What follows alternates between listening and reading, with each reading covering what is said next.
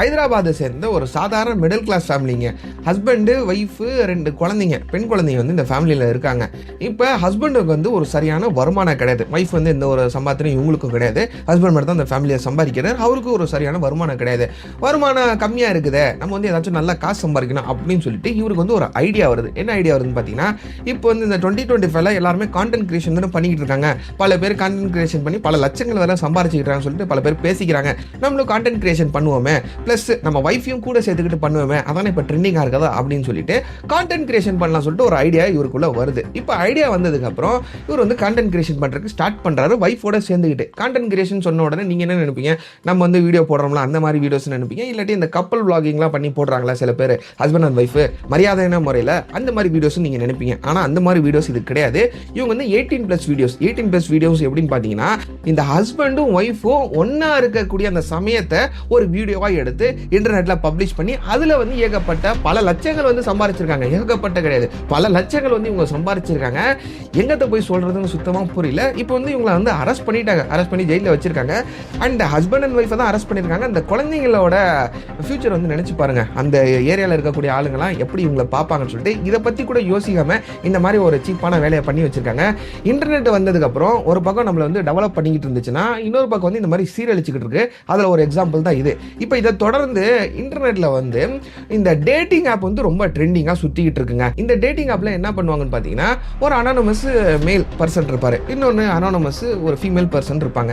இப்போ இவங்க 2 பேர்த்தையும் ஒன்றா சேர்த்து விட்டுட்டு, இந்த ஃபீமேலுக்கு வந்து ஏகப்பட்ட காசை நாங்கள் கொடுக்குறோம், நீங்கள் வந்து பார்ட் டைமில் காசு சம்பாதிக்கணுமா, இந்தாங்க 1000 2000 வச்சுக்கோங்க, ஜஸ்ட் நீங்கள் ஒரு 10 நிமிஷம் ஒரு நபர் கூட பேசினா போதும், உங்கள் முகம் தெரியாதையும் கூட பரவாயில்ல, உங்கள் வாய்ஸ் மட்டும் வச்சு நீங்கள் காசு சம்பாதிச்சிக்கலாம் அப்படின்னு சொல்லிட்டு பல பெண்களை வந்து பல பேர், பல கார்பரேட் நிறுவனம் வந்து சீரழிச்சுக்கிட்டு இருக்குது, பிரெயின் வாஷ் பண்ணி சீரழிச்சுக்கிட்டு இருக்குது.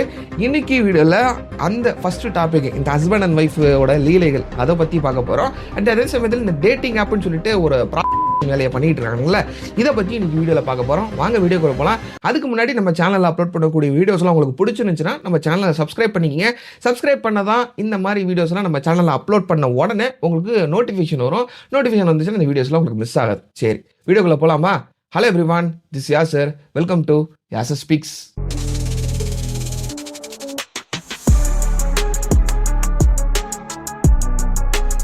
ஹைதராபாத்தை சேர்ந்த நரேஷ் அப்படின்னு சொல்லப்படக்கூடிய ஒரு நபர். அவருக்கு வந்து வயசு ஒரு 41 வயசு ஆகுது. இவருக்கு ஒரு ஒய்ஃப் இருக்காங்க, அவங்களோட பேர் வந்து பல்லவி. இவங்களுக்கு ஒரு 37 வயசு ஆகுது.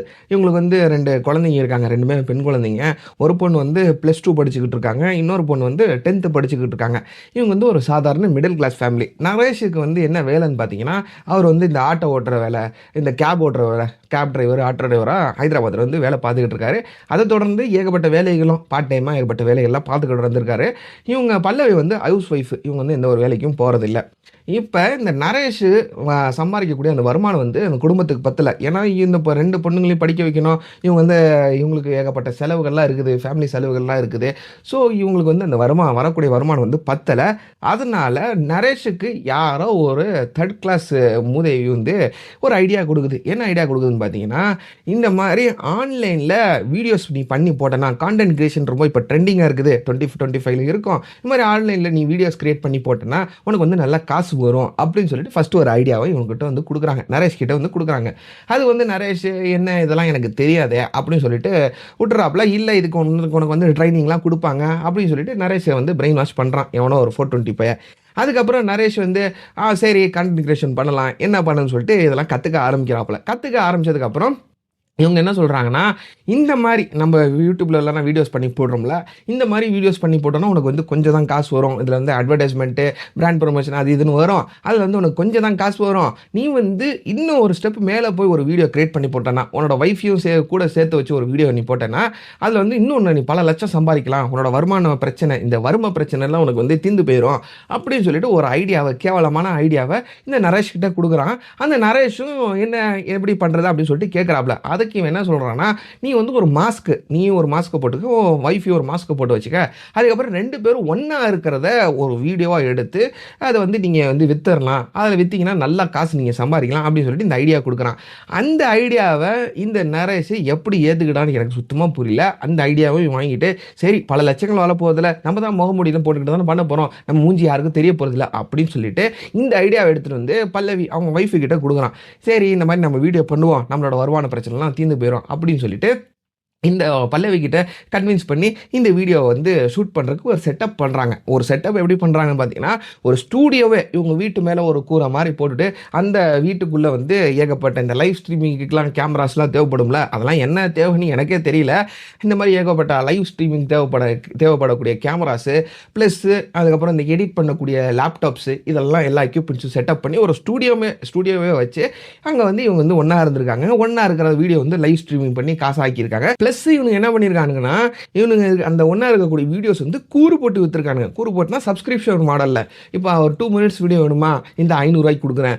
ஒரு 4 மினிட்ஸ் வீடியோ வேணுமா, இந்த ₹1000 கொடுக்குறேன் அப்படின்னு சொல்லிட்டு இந்த மாதிரி கூறு போட்டு சப்ஸ்கிரிப்ஷன் மாடலில் இவங்க ஒன்றா இருக்கக்கூடிய அந்த ப்ரைவேட்டான அந்த என்ன சொல்கிறது அந்த தருணத்தை வந்து கூறு போட்டு விற்றுருக்கானுங்க.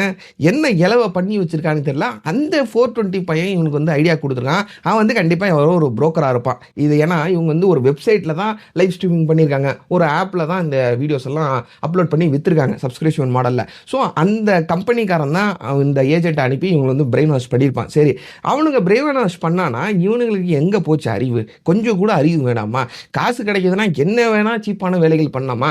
பல என்ன சொல்கிறது கான்ஸ்டால்ஸ்லாம் நம்மளுக்கு வந்து இந்த தொழிலே வேணாப்பான்னு சொல்லிட்டு வெளியில் வந்துக்கிட்டு இருக்காங்க. யாரை சொல்கிறேன்னு கண்டிப்பாக உங்களுக்கு தெரிஞ்சிருக்கும்.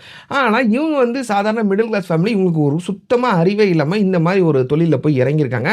ஆன்லைன் பண்ணியிருக்காங்க. அதுலேயும் இந்த நரேஷ் வந்து என்ன புத்திசாலித்தனமாக ஒய்ஃப்ட்ட சொல்லியிருக்காருன்னு பார்த்தீங்கன்னா, அந்த ஒய்ஃப் வந்து போலீஸ் ஸ்டேஷனில் சொல்லியிருக்காங்க. இவர் வந்து முகம் தெரியாது, ஒன்றும் தெரியாது, கண்டுபிடிக்க மாட்டாங்க அப்படி தான் சொல்லிட்டு இருந்திருக்காங்க.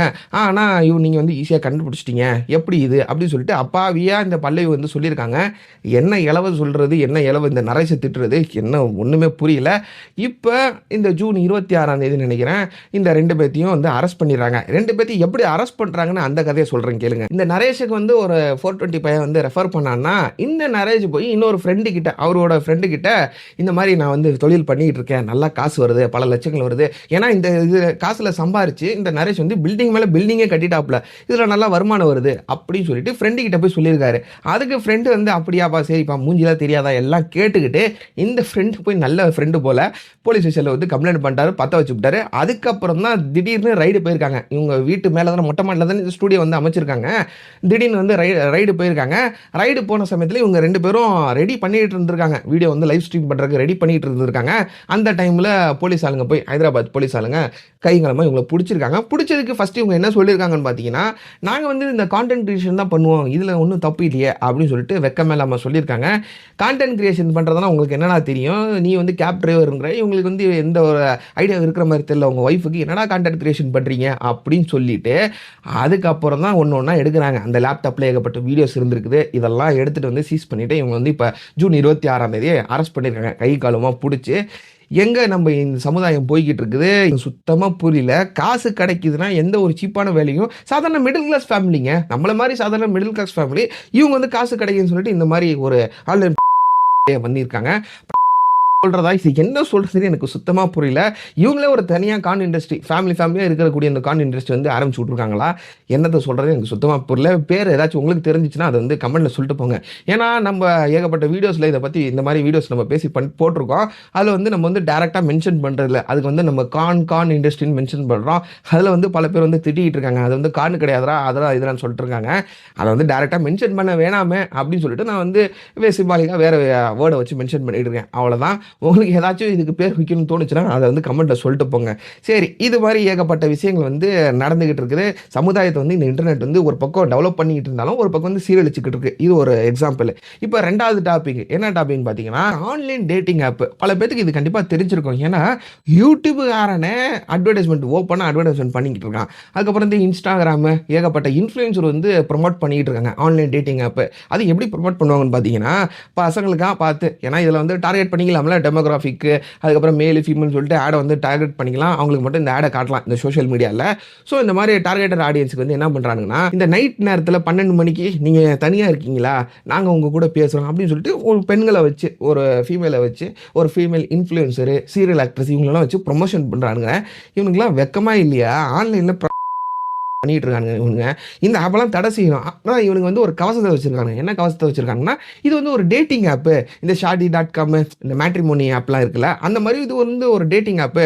இது வந்து இந்த Facebook, Instagram மாதிரி ஒரு சோஷியல் மீடியா ஆப் தான் சொல்லிட்டு இதுக்கு வந்து ஒரு பேரை வச்சிருக்காங்க. அண்ட் அதே சமயத்தில் இந்த ஹஸ்பண்ட் அண்ட் ஒய்ஃப் வந்து கான்டென்ட் கிரியேஷன் சொல்லிட்டு இதுக்கு வந்து ஒரு பேரை வச்சாங்கல்ல. கான்டென்ட் கிரியேஷனுக்கு என்னென்ன பேரை வைப்பீங்க, சுத்தமாக புரியல.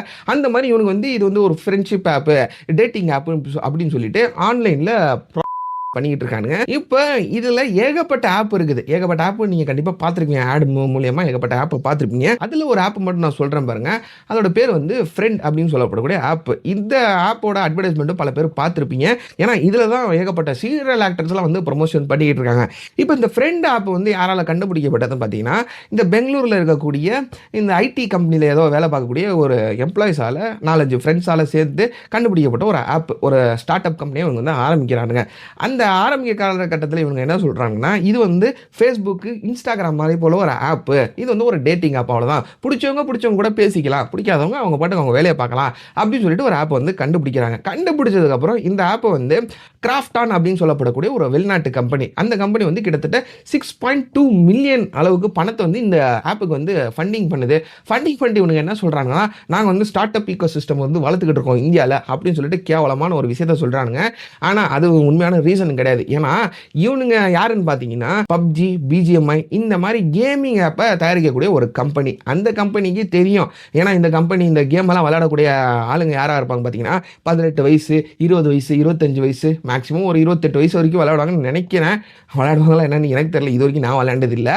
இந்த மாதிரி மைண்ட் செட்டில் கூடிய ஆடியன்ஸ் இவங்க வச்சிருப்பானுங்க. ஸோ இந்த மாதிரி ஆடியன்ஸுக்கு நம்ம வந்து டார்கெட் பண்ணி இந்த ஆப் வந்து ப்ரொமோட் பண்ணுவோம் அப்படின்னு சொல்லிட்டு தான் இந்த கம்பெனியை வந்து வாங்குறானுங்க, ஃபண்டிங் பண்ணுறாங்க. வாங்கல, ஃபண்டிங் பண்றாங்க. ஃப்ரெண்ட் ஆப்புக்கு ஃபண்டிங் பண்ணிட்டு ஏகப்பட்ட ப்ரொமோஷன், ஏகப்பட்ட ஆன்லைன் இவனுங்க எப்படி சம்பாதிக்கிறாங்கன்னு பார்த்தீங்கன்னா, இவனுங்க ஆரம்பிச்சது வந்து ஃப்ரெண்ட்ஷிப்பை வளர்க்கக்கூடிய ஒரு ஆப் தான். ஃபேஸ்புக், இன்ஸ்டாகிராம்னு சொல்லிட்டு ஒரு ஆப்பை தான் ஆரம்பிக்கிறானுங்க. ஆனால் இதில் வந்து பெண்களை வந்து வலுக்கட்டாயமாக இதில் ஃபோர்ஸ்ஃபுல்லி அதை தள்ளி விட்றானுங்க, இழுத்து விட்றானுங்க. எப்படி இழுத்து விட்றானுன்னு பார்த்தீங்கன்னா, இதில் பார்ட் டைமில் காசு சம்பாதிக்கணும் சொல்லிட்டு பல பெண்கள் வந்து ஏகப்பட்ட வேலைகளை வந்து தேடிக்கிட்டு இருப்பாங்க. அது வந்து ஸ்கூலில் படிக்கக்கூடிய, காலேஜில் படிக்கக்கூடிய ஸ்டூடெண்ட்ஸாக இருக்கட்டும், இல்லாட்டி ஹவுஸ் ஒய்ஃப்ஸாக இருக்கட்டும், இவங்கெல்லாம் ஏதாச்சும் பார்ட் டைமில் வருமானம் வந்தால் நல்லது தானப்பா அப்படின்னு சொல்லிட்டு இந்த இன்ஸ்டாகிராமில் போய் தேடுறது, வெப்சைட்டில் போய் தேடுறது, இந்த மாதிரி ஆடியன்ஸ் எல்லாம், இந்த மாதிரி பெண்கள் எல்லாம் டார்கெட் பண்ணி இவங்க என்ன பண்றாங்கன்னா, நீங்க ஒரு ஜஸ்ட் ஒரு 5 நிமிஷம் ஒருத்தர் கூட நீங்க பேசினா போதுமே, உங்களுக்கு வந்து நாங்க இவ்வளவு காசு கொடுக்குறோம் அப்படின்னு சொல்லிட்டு இவங்க வந்து பிரெயின் வாஷ் பண்றானுங்க. பிரெயின் வாஷ் எப்படி பண்றாங்க பாத்தீங்கன்னா, வீடியோ காலில் பேசுனீங்கன்னா இவ்வளவு காசு நாங்க கொடுப்போம், ஆடியோ காலில் பேசுனீங்கன்னா இவ்வளவு காசு நாங்க கொடுப்போம் அப்படின்னு சொல்லிட்டு வலுக்கட்டாயமா இவங்க வந்து இதுல வந்து இழுத்து விடுறாங்க. இந்த மாதிரி பல ஆட்கள் வந்து பார்ட் டைம்ல காசு சம்பாதிக்கலாமே, பார்ட் டைம்ல 500, 1000 சொல்றாங்க. ஏன்னா 1000 ரூபாய் சம்பாதிக்கிறது வந்து ஒரு ஃபுல் டைம் வருமானம். இவங்க வந்து இந்த 2 மணி நேரம் 3 மணி நேரம் பேசினால காசு கொடுக்குறேன்னு சொல்றாங்களே அப்படின்னு சொல்லிட்டு பல குடும்ப பெண்கள் வந்து இதுல வந்து நுழைஞ்சிடறாங்க, வலுக்கட்டாயமா இழுத்து விட்டுறாங்க. இழுத்து விட்டதுக்கு அப்புறம் தான் அவங்க வந்து பல சிக்கல்ல வந்து சிக்கிக்கிறாங்க. ஏன்னா ஆடியோ ரெக்கார்டு பேசுறது பல பேர் வந்து நினைச்சுக்குவாங்க, சரி ஆடியோ ரெக்கார்டு தானே பேசிட்டு போறோமே, அவங்க கேட்கறத நம்ம பேச போறோம் அவ்வளவுதானே, நம்ம வந்து முகத்தை போறதில்லைன்னு சொல்லிட்டு பல பெண்கள், குடும்பத்து பெண்கள் வந்து இதுல வந்து நுழைஞ்சிடறாங்க. ஆனா நுழைஞ்சதுக்கு அப்புறம் தான் பல சிக்கல்ல வந்து மாட்டிக்கிறாங்க. இப்ப இதுல இந்த பெண்களுக்கு எப்படி காசு வருதுன்னு பாத்தீங்கன்னா, இந்த ஃப்ரெண்ட் கம்பெனிக்காரன் இவன் வந்து ஒரு புரோக்கர் பையன். இவன் வந்து இந்த ஆண்கள்ட்ட இருந்து யாராச்சும் பெண்கிட்ட நீ பேசணுமா, இந்த இவ்வளோ காசு எனக்கு கொடு, நான் வந்து இந்த கனெக்ஷனை ஏற்படுத்தி கொடுக்குறேன் அப்படின்னு சொல்லிட்டு புரோக்கராக இவன் வந்து வேலை பார்க்குறான், இந்த ஃப்ரெண்டு கம்பெனிக்காரன். அந்த மாதிரி ஆண்கள்கிட்ட காசை வாங்கிட்டு பெண்கள்கிட்ட கனெக்ஷனை கொடுத்துட்டு, அண்ட் பெண்கள் யார் பேசுகிறாங்களோ அவங்களுக்கு வந்து இந்த ஆண்கிட்ட இருந்து ஒரு 1000 ரூபா வாங்குறான்னா, பெண்கள்கிட்ட வந்து ஒரு 700, 800 காசு கொடுத்துட்டு 200 தூக்கி அவன் ஜோபில் போட்டுக்கிறான். இந்த மாதிரி வேலைகளை பண்ணிக்கிட்டு இருக்கான். ஆன்லைன் நடந்துகிட்டு இருக்கு. தயவு செஞ்சு யாராச்சும் 500 ரூபா கொடுக்குறோம், 1000 ரூபா கொடுக்குறோம்னு சொல்லிட்டு பார்ட் டைம் வேலை வாய்ஸ் பேசி போடுறதானே, நம்ம வந்து முகம் தெரிய போறது இல்லை, அவங்க வந்து மரியாதை பேச சொல்றாங்க அப்படின்னு சொல்லிட்டு உங்களை எவனாச்சும் கூப்பிட்டானா தயவு செஞ்சு இதில் போகாதீங்க. ஏன்னா ஆரம்பத்தில் வந்து மரியாதை கொடுக்குற மாதிரி தான் கூப்பிடுவானுங்க, மரியாதைனா வேலை மாதிரி தான் தெரியும் உங்களுக்கு. ஆனால் போக போக போக ஏகப்பட்ட சிக்கல்கள் இதில் இருக்குது. இது வந்து ஜஸ்ட் ஒரு ஆப் தான், ஃப்ரெண்டு அப்படின்னு சொல்லப்படக்கூடிய ஒரே ஒரு ஆப் தான். இந்த மாதிரி ஏகப்பட்ட ஆப் வந்து இன்டர்நெட் வந்து சுற்றிட்டு இருக்கு. இவனுக்கு வந்து எப்படி கவசத்தை வச்சிருக்காங்கன்னா, இது வந்து டேட்டிங் ஆப், சோஷியல் மீடியா ஆப்னு சொல்லிட்டு சொல்லிட்டு ஒரு கவசத்தை வச்சிருக்காங்க. ஆனா உள்ளுக்குள்ள போய் பார்த்தா தான் இவனுங்களோட வண்டவாளம் வந்து தெரிய வருது.